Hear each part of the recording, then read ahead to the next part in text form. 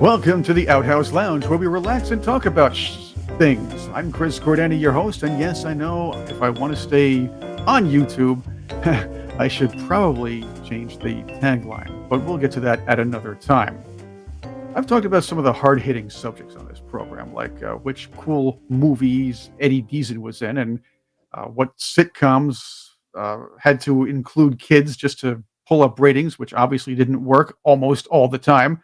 But let's do something a little bit harder. I have with me a gentleman who has talked to one of the most notorious criminals in financial history. That man is Bernie Madoff. And the guy I'm talking to right now is radio man Jim Campbell, who wrote a book called Madoff Talks, uncovering the untold story behind the most notorious Ponzi scheme in history. Bernie Madoff was an all-around not nice guy, apparently, but a lot of the things he did, people don't really understand the ramifications of all of that, from the ripple effects from who he ripped off and the surrounding effects on the economy. There were very few people who got to talk to Bernie Madoff after he was put in jail. Jim, you were one of those. Yeah, thank you, Chris, for having me on, and it's great to be on the Outhouse Lounge. I have to say, the fundamentally underlying your question is really good, which is that the story of Bernie Madoff in this Ponzi scheme is largely untold to this day, how he pulled this off, because he could not have pulled this off without being enabled by a whole bunch of different people and groups. And I will say this too, just to mention it, the book is now was turned into a Netflix docuseries called Madoff, the Monster of Wall Street. It premiered on January the 4th. It is 4 episodes long. I happen to be in it. And it's going to be seen by supposedly 150 million people. The director is the number 1 true crime director that works for Netflix. His name is Joe Berlinger. But anyway, Bernie, what the first thing people understand is Bernie actually ran a completely legitimate business called a market making business that was worth $3 billion in and of itself with no Ponzi scheme. So right away, you start to understand the nature of Madoff's brain and how unfathomable it was, because he's in this building called the Lipstick Building, which was shaped like a lipstick tube in Midtown Manhattan, and this beautiful, pristine 19th floor with top-level traders, state-of-the-art technology, and he became the number 3 volume in market making, breaking the monopoly of the New York Stock Exchange. And that's all on the 19th floor. Down on the 17th floor, he's got this almost like dungeon behind lock and key, high school graduates, old computer system from the 1980s, an IBM AS 400, and a handful of aides who ran a Ponzi scheme for 40 years without ever figuring out they were running a Ponzi scheme. And then you have the SEC, who failed in 5 separate investigations, his bank, JP Morgan, that missed it.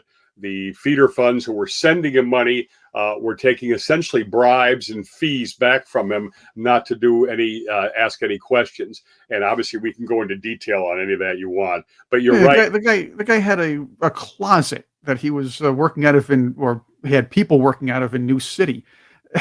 I'm always surprised at how the SEC kept missing this. Yeah. Let me tell you something. The first thing is that no one ever understood what Bernie's strategy was, which actually was very conceptually very easy. But the SEC did 5 separate investigations, right? Here's the problem. The SEC was organized in silos, right? So what were they looking? They had the experts on to look at the market making business, which, lo and behold, totally honest. Underground there on the 17 was the investment advisory Ponzi business. They didn't have the skills in that, what's called the broker dealer examiners, to even look at that. They didn't know the 17th floor was there. Bernie had never registered it, which you're supposed to have. So he never got inspected, examined by the SEC for the Ponzi scheme ever. And then the whistleblower, which people may have heard about, Harry Markopolos, he did go to the SEC at one point with 30 red flags. They literally didn't understand him. And let me tell you one story here, because this will blow your mind. And Bernie told me this. There's a thing in Wall Street called the Depository Trust Corporation, DTC, every trade goes through there to clear, right? So they know that the stock exists, the funds exist to do the transactions. So Bernie tells the examiners in his office on a Friday night, my account number is 646. Call them and you'll see that you can track every single trade in that 646 account for the market maker, and then ask to see the sub account for investment advisory, and you'll be able to trace every single investment advisory or Ponzi trade.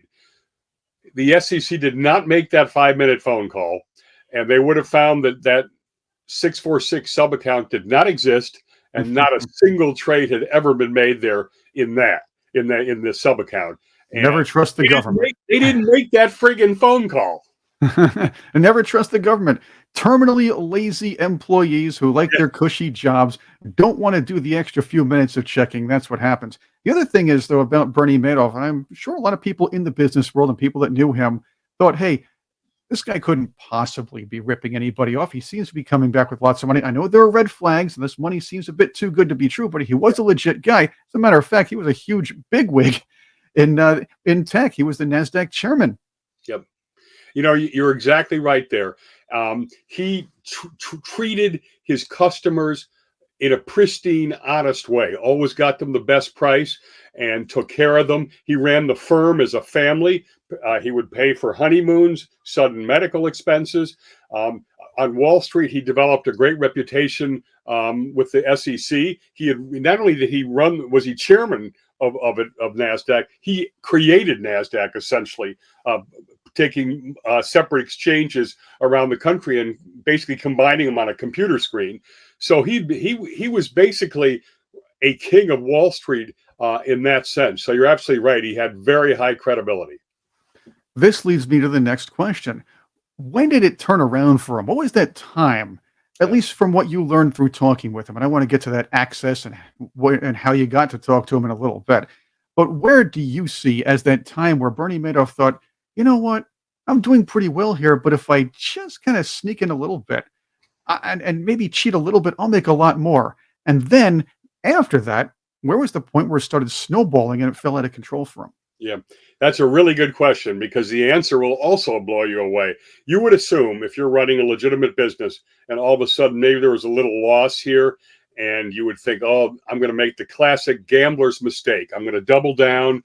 I'll get the money back. I'll win it back, and no one will ever notice. And I'll do a little illegal Ponzi scheme. Now, of course, as you know, it doesn't work with gamblers either. He told me that story. He hadn't really told it publicly, and it's false. It turns out, get this, that beautiful, legitimate business that he was building and that biggest criminal enterprise on Wall Street on the 2 floors below, he was building them side by side over the same time, which means he had to keep straight the different people he needed, unsophisticated, uneducated relatively, versus the guys upstairs who had to toe the line and be top notch. And so he ran these side by side. Now, the question is, what happened? And basically what it comes down to, in my mind, the upstairs business was perfect fit for his psychology, which is high tech, good people, control the cost, and you make money on commissions up and down, whatever the market's doing. He gets over here and he does some trades, starts off with just 24 family and friends, starts managing a little money, and he's, oh my God, I can actually lose money. He could literally not stomach losing money. In fact, it was so much that his very first losses in 1962, he actually felt so bad. He made his clients, who were then just family, all wealthy, he actually paid them back the money that they lost. Now, can you imagine Merrill Lynch saying, oh, your stock went down today, I'm going to give you some money? But it did. And then you're exactly right, around the early... Can I stop you there? I think that's important to note here. Bernie Madoff, who, again, is considered the man who ruined many lives and screwed over a lot of people, considered by many one of the most evil men in national history, actually in the early 1960s felt so bad about legitimately losing money that he gave money back. This is an interesting point. I know you're trying to tell this story here, but I wanted to get to this point and maybe answer that after you finish the story. Let's talk about his human side, how he felt when you talk to him later on, because when you say something like that, it's almost like this guy's not a sociopath. He actually probably, it seemed like he actually felt bad that he ripped off so many people, thinking that he was doing good, considering that people were still getting their returns and happy, and he figured it would kind of make up later on. Yeah, well, it was really good question again. Um, he had this low key charisma. He was brilliant. He had total recall. And as you're right, he's not totally evil either. It's not black and white, because he certainly looks like a financial sociopath. Let me tell you what he talked about, how he talked about remorse. It's, Jim, my lawyers tell me I have to have remorse. And I would say, well, Bernie, that's not the best way to show remorse. But to get to your psychology question, the first thing I told you is it didn't, the markets, the businesses did not, one didn't fit his psychology. He considered himself a go-to guy, a people pleaser. He could never fail. He could never not be the king of Wall Street. And that's why he could never get around finding a soft landing. He should never have gone into that business. He should have just said, wow, that was a bad experience. Boom, I'm out of it. But he had to always respond. What's underlying this is compartmentalization. Because think about this. You have an honest business, a dishonest business. Employees you require to be honest, employees you require to cheat for you. How do you run that out of the same brain, the same time, over 40 years? He had no insight into himself. He would tell me, Jim, Madoff doesn't, nobody knows why Madoff did it. Now, well, I said, Bernie, you're Madoff. And, but Wall Street mirrored his mind, because Wall Street has something called Chinese walls, which he used to always brag about. And what that is keeping the business components separate so that inside information doesn't go. If the merger guys know they're working on a merger, the traders can't know about it because they can trade on inside information. That structure allowed him to run his firm, the Ponzi, the same way. Nobody had the whole picture, not a single person. He had one right-hand man, and even that person did not know it was a Ponzi scheme. And of course, nobody on the 19th floor knew. And so he runs this thing out of basically different compartments of his brain. And then the final thing I'll say is that he was a narcissist, right?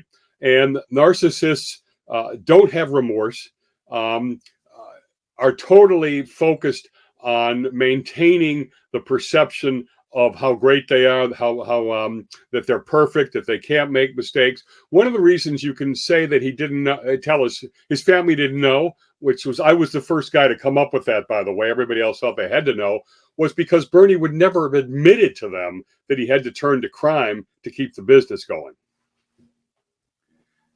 That's fascinating. It really is, because it's the guy was doing so well as a legit business person. He was doing well, dipping his foot into the idea where he was managing money for others. He could have gone down in history as one of the great businessmen of all time. We talked about Nasdaq. We talked about some of the things he's done over the years, but it just had to happen. I read an article where you said it wasn't always about greed with Bernie Madoff. You said it was more about control. Yeah, 100%. We just talked about his need to be the go-to guy, the narcissism, the king of Wall Street. SEC goes to him to find out what's going on Wall Street. That was the most important thing. I got to tell you that what he wanted to talk about and how he could go on was the legitimate business. Jim, I did have a legitimate. This is how I did it. And he would go on about it. He would even take me through his split strike conversion, which was his strategy. Talk about it, go through the details, the technology of it, and then say, well, I know, Jim, I wasn't doing any real trading. I mean, how delusional can you get over that? And that's exactly what the story is. And I have to say that it's what you said is exactly right. He could have been a Bill Gates, essentially, with the innovations that he brought to Wall Street, which, by the way, benefited democratically the normal common investor, right? Because he found a way to execute discount brokerage trades really efficiently at a low cost price, better than the New York Stock Exchange could. And an exchange which would soon be the epicenter of tech trading as well. So he was an innovator at the time. Yes. It's almost like there were two different Bernie Madoffs, and the other one just kind of took over after a while. And again, like you said, a bit of greed, but a lot of control. I can't help but think, though, if Bernie Madoff didn't do any of this, and of course Mr. Ponzi didn't invent the scheme, and if by some weird, now I'm not saying he's ever done this or he ever would, but if Henry Winkler ever cheated with investors and things like that and did something like this, would it be called a Ponzi scheme? I was wondering where the heck you were going with that. Everybody wonders where I'm going with Yeah. things. But I did want to segue into this. How did you I know of a couple of people, I've talked to them, and I've had you on another show to talk about this as well, but how did you get the access? How did you gain access to Bernie Madoff? And what made you even want to do this in the first place? Yeah, it's good questions. And you're right. I had and this, by Bernie's terminology, I had the deepest single relationship with him of anybody in the media, which included basically, by the time we were done, 400 pages of handwritten letters and emails together. And, to be honest, it was fortuitous coincidence, right? Because I was just a radio guy, had a business talk show, and now also a forensic talk crime show. And anyway, I'm doing an interview with a woman named Lori Sandell, who'd written a book that Andrew Madoff had cooperated with to an extent because it dealt with the family life growing up. So she says to me, I'm coming on your show tomorrow, Jim. Would you like to talk to Andy off the record background? Because at this point, he's like one of the most vilified guys in the world. He's not talking to the media. He's being sued by the bankruptcy trustee and everything, and the Southern District of New York. So I get Andy on the phone off the record, and I get him on the phone. I start attacking him. I said, your father gave you a condo, money for a co-op just months before this, $3 million of customers' money. Don't you think you ought to be returning that? And he disarmed me by saying, yes, absolutely. So we talked, and my show was live. Then he says, I'm going to listen to the next day, Jim. And if you're sounding like you're sounding right now, I'm going to talk to you. He watched it. He listened to me. And coincidence number two, Ruth was moving to, that's Bernie's wife, of course. His mother was moving to Old Greenwich, Connecticut from Florida. And I live in Old Greenwich, Connecticut. I offered to take her to lunch. And Andrew set it up. And we went into lunch. She had sunglasses on. We were the only people in the restaurant. She was afraid to take them off at first because she didn't want to be recognized. Attractive woman, again, totally candid. We had great chemistry. She had a chef's salad that she ate like she hadn't eaten in 3 weeks. And then we walked out. I asked to take a picture. She says, "You're wired, aren't you?" And she thought I'd set her up. Once we got by that, she connected me with Bernie in prison, and that's how it's happened. So now why did I want to write a book? Well, Bernie and I went back and forth. We didn't know it was going to emerge like this. And I ended up with 400 pages. So I got to do something with it. And I said to Bernie, this is your chance to talk to history, but I'm going to vet every single word that you tell me. And he said, Jim, Ruth and Andrew have vouched for you. I'm going to accept that. And that's how it happened. So you gained his trust. Yeah, he did. Let me tell you something. If you know the Ponzi scheme, one of the big problems was Bernie did not have independent custodians. And you know what that means? That somebody else is holding the assets and he's doing the trades. And that way, the money really exists, right? He wouldn't allow that. So you look at now him, and I think he viewed me as a custodian of his legacy that he could control. And it didn't quite work out that way. And it shouldn't. Although he did get a lot of his story out, and some of the things that you got that nobody else did were the personal items, the letters, things like that. What did you learn about Bernie Madoff that we haven't discussed already through these letters and through these personal correspondences that we don't see on pen and paper, and of course the closet offices and the news media, and of course the narratives?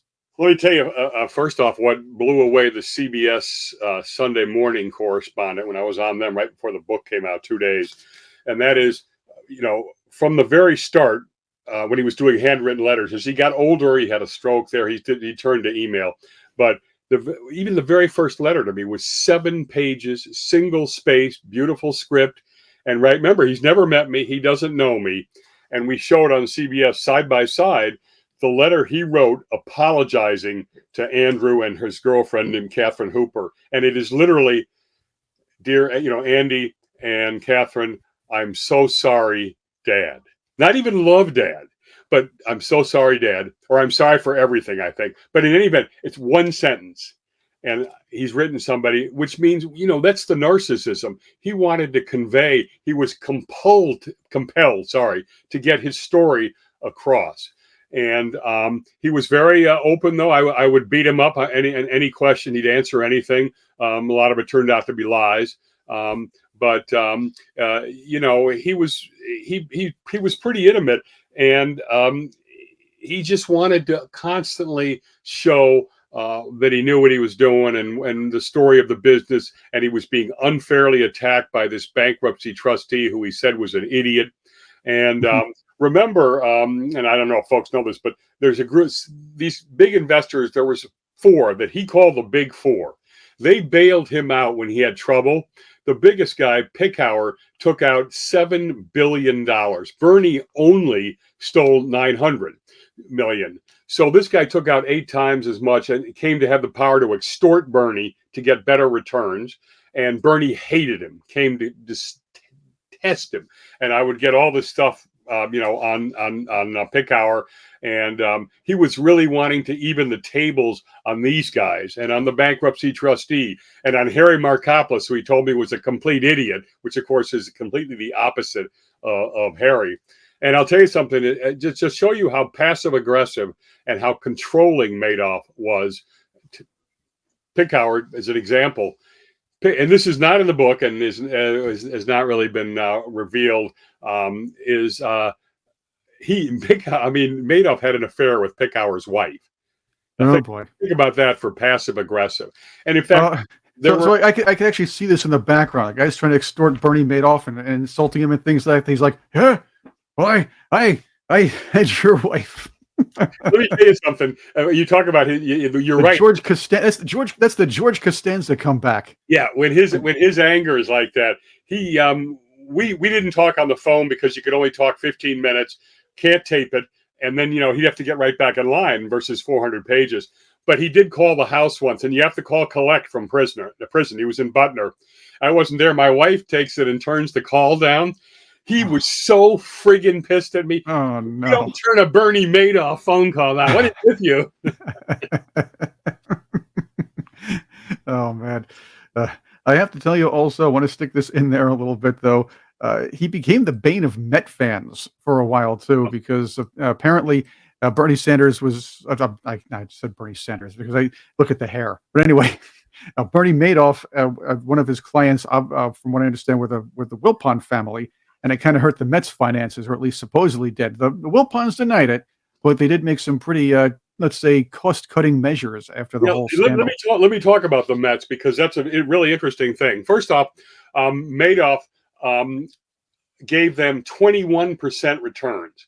I called it a double, which is appropriate for baseball, because he was giving his normal guys, 11%, 15 at the max. Okay. He let them have their own feeder fund, which again means he could bring other investors in, and Bernie would give the fees that Bernie would earn back to the Wilpons. The Wilpons in turn had 486 accounts with Bernie's firm, including 16 or so Mets accounts, including Bobby Bonilla's deferred compensation, which is famous. That comes back to haunt us again. Oh, I can't believe it. He's getting these fake returns, right? So he's obviously thinking we can pay Bonilla's deferred comp will come just right out of these automatic gains that are coming. They were so confident they put more money in Madoff on margin, which means you can borrow double what you put in. So they hire an investment guy to write on a spreadsheet all of Bernie's returns for the Wilpons, called Sterling Equities is the firm, Wilpons real estate firm. And the guy says, I cannot make Bernie's numbers work. And the Wilpons did nothing. And they lost all $300 million on that.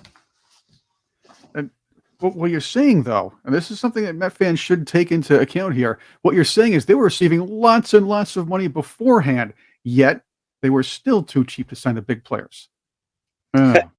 Well, they paid Bonilla that money back then, but they certainly did not have any money afterwards. That was one of the things they pulled off, was trying to run this on a rubber band and not really admitting how badly Madoff had demolished. We all knew. Once you get somebody from the A's to run the organization, you know that it's going to happen, or you know what happened. I'm here with Jim Campbell. He is the author of Madoff Talks, the uncovering the untold story behind the most notorious Ponzi scheme in history.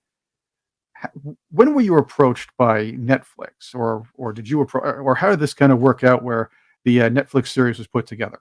Yeah.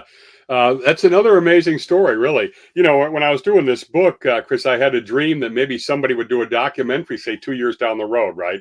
So here we are, Bernie dies 2 weeks before the book's out. And that's why CBS Sunday Morning was interested, right? So I get on CBS Sunday Morning. The book is out the following Tuesday. So the book is now, no one's even heard of me. 4 production companies came to try to option the rights. And so before the book's out. So then I have to go get an agent in Hollywood at something called CAA, which is Creative Artists Agency, which is Tom Cruise's agency. People get us confused all the time with the looks, I see that. I see that. Anyway, so my agent, Katie Zwick, says to me, this is how it works, by the way. Normally, a production company comes and buys Chris Cordani's book, options it, right? Get that agreement in a contract, and then they go try to find a studio, right? Whether it's a Netflix, HBO, Hulu, Disney, right? And so CAA tells me, Jim, you've got these production companies. We're ignoring them. We are going to negotiate directly with Netflix, which is really unusual. And then we're going to also get you the best director, which is Joe Berlinger. And he's exclusively with Netflix, right? So they want to package it all together. And so they put me on a Zoom call, because it's pandemic era, with Joe Berlinger, right? And I'm saying, okay, I'm gonna start the Zoom on my knees, going like, Joe, please want to do it, please. His first words are, Jim, my development team says we have to have this book. What do we have to do to get it? I'm like, what? So then we negotiate with Netflix. Netflix comes back with a nice offer and says, we want the movie rights too, not just the unscripted documentary.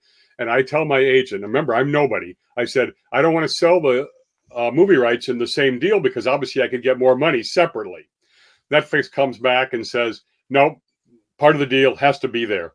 So CAA got Joe Berlinger, the director, to go to Netflix and say that I was walking, and Netflix backed down. Can you believe that? Just don't send this tape to Netflix. That's why you get the agent, I guess. But it did kind of work out in the end. And I have to tell you, Joe Berlinger is tremendous. The docuseries is great. He had this thing that he wanted to do after he read my book that I love, which is, Jim, I'm going to recreate on the set 19th and 17th floors. They mirror Bernie's brains, right, as we've been talking about. So, and film part of it there, part of it downstairs. I was filmed in both, and actually help convey Madoff's brain, as well as the actual what it really looked like. And that was Joe Berlinger's idea. And he did a brilliant job. He had never done a finance stuff. He had done Jeffrey Epstein, Ghislaine Maxwell, Whitey Bulger, Ted Bundy, in other words, serial killer types, along with Epstein. And so this was his first shot at doing this, and he did a great job. You got to be in the movie, or the series. You got to be in the series, correct? I mean, each of the 4 episodes. It would be nice. You played yourself, or I did. Yes. It's funny you mentioned that, because a lot of times actors are hired to play the interviewer, and the interviewer maybe is the guy who mops the floor in the background. I'm exaggerating that second point, though. You're exactly right. The movie, Joe's other innovation was that he wanted to have actors in the background who never speak, right? But they might be acting out something like arrest or something. And so there's a fake Bernie Madoff along with some real Bernie Madoff. But one of the days I was there being filmed, I'm in the green room, and they have the call sheet, which is everybody up that day. And it was all the actors. And then it says real Jim Campbell. And with me is the real Jim Campbell. Who is Jim Campbell, you're asking? If you haven't heard his radio show yet, his business radio show, which I have always enjoyed it. The man also has something that piqued my interest, a forensic talk show. I have to tell you, I sit there late night, I'll watch some television. Sometimes I'll stick on those forensic shows where they have these murders from years ago. I watch it for half an hour, then leave the show on, hopefully saying, I'll turn this off. But then the first minute of the next show just captivates me. There's always something fascinating about murder cases that people just seem to want to cling to, whether it be phony on television or these serious documentaries. That's right. And my forensic talk, and obviously there was certain logic. It came out of the fact that we did a ton of financial crime. We did crimes like Putin in Russia, and things like that. We had guys on that Putin had tried to kill. So there was a whole logic to it. And then we've really focused on, we've done 3 murders. We've done more than that, but actually 4 that are stories that have an ongoing relationship. One of whom is sort of a Madoffian connection, in the sense that there's a famous murder in Greenwich called the Moxley murder, and had the Kennedy cousins were involved. People have likely heard of it. The number one suspect for 25 years was a guy named Tommy Skakel, who was Ethel Kennedy's nephew. Anyway, I became... we contacted each other after he listened to one of my shows. We became friendly, and he's agreed to break his silence with me after 50 years. His brother ended up going to prison, and then that was overturned. But so there's a Madoff connection in the sense that I have exclusive access. But we've done these murder stories, and you're right. I'm fascinated by them. I followed the Murdoch trial in South Carolina. Like, eventually, I didn't follow it at first. All of a sudden, I found out the unbelievable nature of it, and I became obsessed with it. And I've watched that like crazy. Now, there are a lot of cases that are just fascinating. You think that could never, ever happen. And people amaze you after a while, and unfortunately in the wrong direction plenty of times. Yeah, something, these true life crime stories are better than fiction, really. Better and worse, but I get what you're saying there. You can't make some of this stuff up as it goes. You're sitting here running, and you think, I don't think a human could possibly do this. And you watch a documentary like that, and you find out I can't see that. A lot of us are bound by some kind of moral code. There are some people who just aren't, or they just don't register that. That's an issue. But I do want to ask, where can our viewers and listeners find your business show and your forensic show? Thank you. Yeah, you can go to Jim Campbell Radio on YouTube, and we're also on the Apple podcast. You can go there, and we're also on some radio stations that we're on. So it generally goes radio, YouTube, podcast, and they're all there. If you go to MadoffTalksBook.com, you can go to the book website, learn everything you need about that. You can buy the book, but that also links right to Jim Campbell Radio. So you have 3 ways to do it. And we appreciate anybody reading the book, watching the Netflix, and of course listening to the show. You can also find us on. You can find Jim and me, of course, on the Facebook and the Twitter too. So yes, right. and LinkedIn. LinkedIn gets a lot of views. I'll tell you that.